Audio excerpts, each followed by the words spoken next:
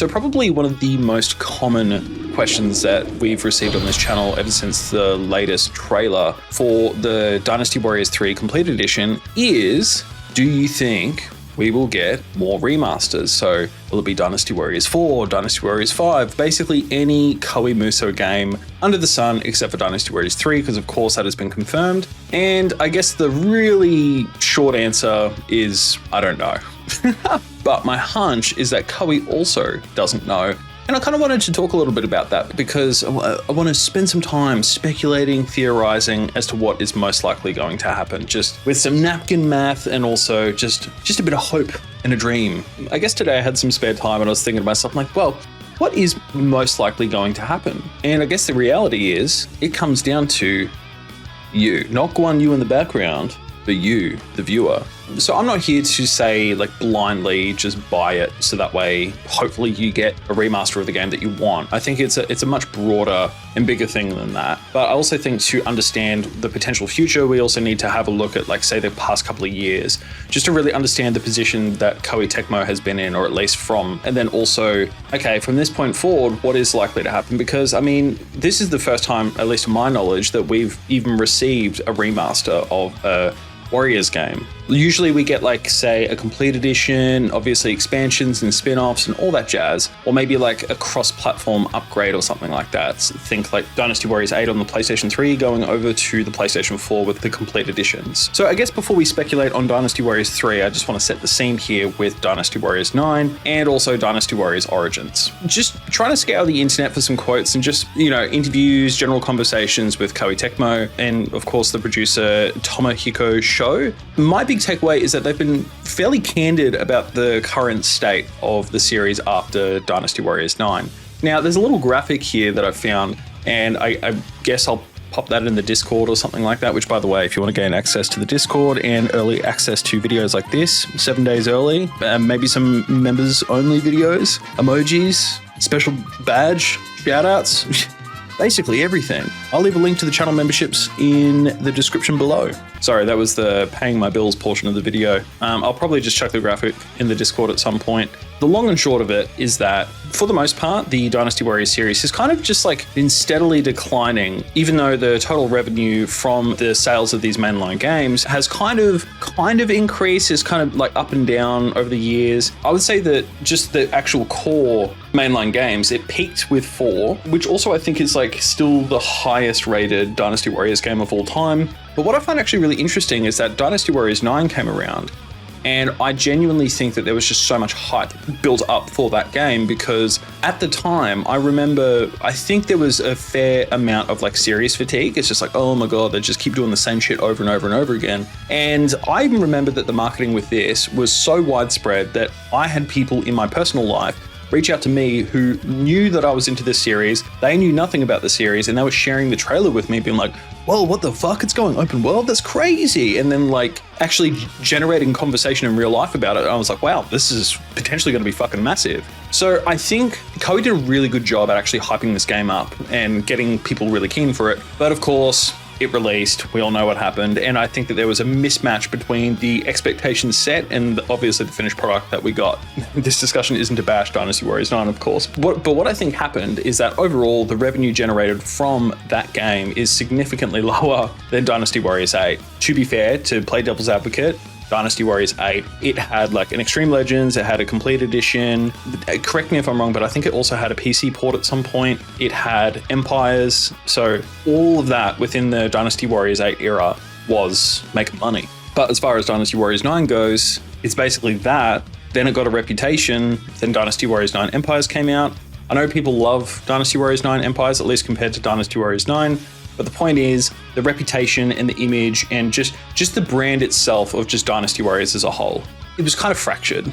Then came the long 7-year wait, and eventually Dynasty Warriors Origins came out. I think I remember seeing there was a post on X or whatever, and Koei Tecmo had confirmed that they had sold 1 million copies in just under the first month, and it was still selling. And I'm not too sure what the sales data is since then. I don't think we're probably going to be sure of that for a little while. Or maybe, you know, after maybe this fiscal year, I'm not sure. But anyway, the point is, the series, for the most part, had followed a certain formula. yes, I understand that going from the PlayStation 2 to the PS3 era, the actual execution, it turned more into like a 1 versus 1,000 kind of thing. I understand that there were minor changes like that, but I'm talking like a proper revamp. That's what they tried doing with Dynasty Warriors 9, and then they're like, fuck, okay, so we tried doing something different and people didn't like that. And this is just speculation, but I feel like they were like, okay, so it's either we go back to what it was before, which people were getting sick of, or we try something new. And from some of the quotes or the discussions that I've seen online, it looks like obviously that second option was the most favorable, trying to do something new. There's a quote here that says the Dynasty Warriors series had been seeing declining sales year over year, and the number of fans was decreasing. Development costs are also very high, so if the games don't sell worldwide, they simply aren't viable as a business anymore. Of course, there were concerns that people in the West or the rest of the world weren't really engaging with this series as much anymore. This part, I believe, is before Dynasty Warriors Origins, where it says the Dynasty Warriors series is not yet in a position to be called a success in the West. The Western market is very important, and I believe that if there is a next title, we will gain even more fans. So, being very optimistic and hopeful with the performance of Dynasty Warriors Origins. One more thing that I just want to quickly read out. The whole point or intention of Origins is to reboot the franchise. So the concept behind this game was to return to the roots of the series, and we hope that this game will serve as a foundation for future titles in the series. And if this game performs well in sales, we will have enough funds and resources to develop sequels. One thing I actually find really interesting is supposedly after Origins surpassed 1 million copies, Tomohiko Sho has also said that originally this game was conceived with a 2-part structure. Partway through development, I began to think that if we were to do it, it would be a 3-part series. So there you go. I kind of thought that this was going to be like a game split in 2, but maybe there's a chance that it's going to be split into 3. Maybe with that third game being more around like Jin and like the later stage like Wu and Shu and all that stuff. But look, the point is, while Koei Tecmo hasn't explicitly said, we are fucked and this is like our last chance, I may be reaching here.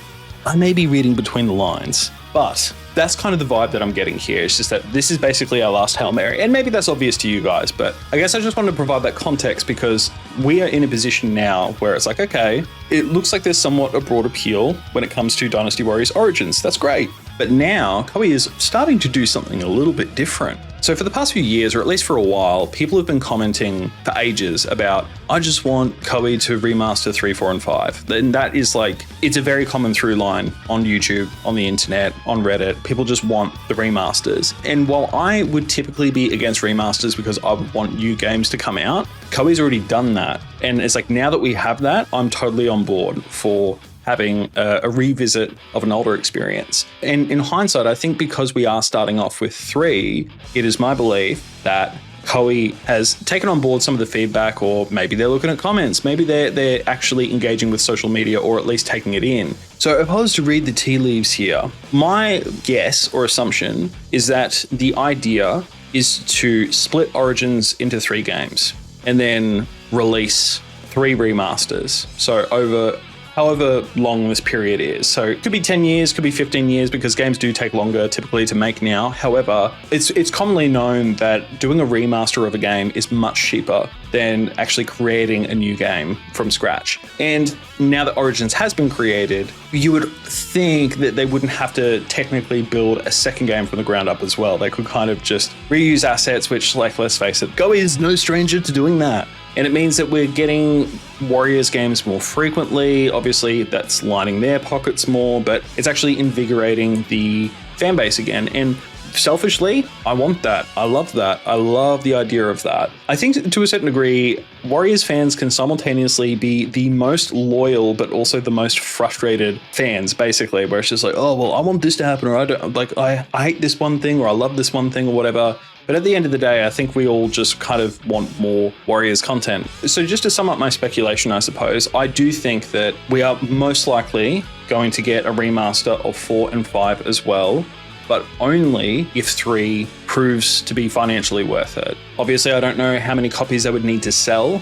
I would assume that they'd want a similar range of copies to sell, or somewhere between like 50 and 75% of Origins. But what the cost difference of doing this remaster is versus, say, Origins, I don't know. But I would assume that it would be preferable for them to be able to continue doing remasters because, 1, it's not easier, but it's cheaper. And then 2, I think a lot of people want to be transported back to that nostalgia, that feeling that they had on the PlayStation 2. I understand that it's not going to feel the same because it's on new hardware. It's probably going to feel a lot more like Origins. I think it's just hard to say until we actually get the game. But to revisit the original question, obviously, does this mean that other games can get remastered? Absolutely. But the one thing that will definitely kill the chances of any other remasters coming out is this game performing poorly. I guess to wrap up this video, is this me saying, even if it's a really shit game and there's some really shady practices and really bad DLC, or like it just feels like an unfinished mess, am I advocating that you still buy it just so that way hopefully you can get the game that you actually want, which might be like 5 with Destiny mode? No, I'm not saying that, but I am saying that if you are watching this video and you're a long-term fan and you really, really want to get all these different remasters, then the best thing is to put your money where your mouth is and just engage with the content. Because the most important thing at the end of the day is for people to vote with their wallet. And I think that to a certain degree, that's exactly what happened with Dynasty Warriors 9. And for a while, we were like, what the fuck is Koei doing? They haven't made anything, they haven't said anything or whatever. And then boom, they hit us with Dynasty Warriors Origins, Warriors Abyss, and then now this remaster. So I do think that they listen, and I do think that they take on board feedback and criticism. Call me an optimist, but I think that after the last few years and also the current content cycle that we're in with these games, I have a lot more faith with the quality of the games that they are releasing currently, and I do feel like they are genuinely trying to turn the ship around. These Origins games, these remasters, like I hope that it breeds a new generation of Warriors fans, because if we're an aging group of people where everyone's just clinging on to the past, then it's just going to wither and die. It's just going to be overwhelmingly apathetic and empty. And that's not what I want. I love Muso games and I love the Muso community. So let's say maybe over the next 6 to 8 year horizon, we might get a Dynasty Warriors 4 remaster and a 5 remaster. And if it doesn't happen, I'd rather be hopeful and wrong than correct and grouchy, I suppose. So I'm going to throw it back to you guys though. So this is my special request for you, because I do want to gauge what the audience sentiment is for this release.